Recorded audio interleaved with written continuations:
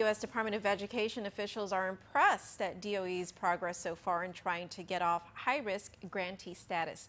At a conference this afternoon, the two visiting U.S. DOE officials say they have seen tremendous progress in just over a year. Since 2009, special conditions have been placed on GDOE, including the requirement for a third-party fiduciary agent to manage how GDOE spends federal funds. U.S. DOE Representative Christine Jackson explains that the most important piece is that GDOE has a new financial management system in place. She says she's now seeing GDOE utilizing standard operating procedures and becoming more responsible and transparent, but Jackson says GDOE is still in the implementation stage.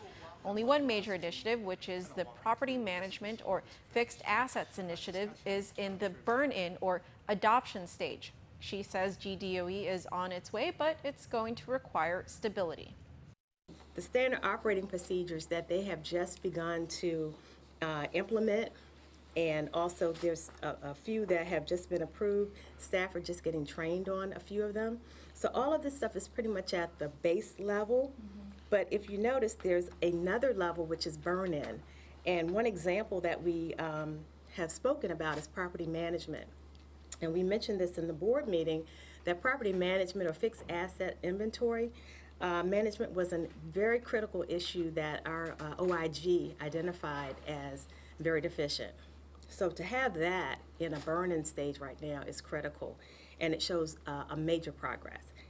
Some of the other work streams, however, because of their complexity and because of what's involved in getting them to the point where they are implemented, are going to probably take a little bit longer.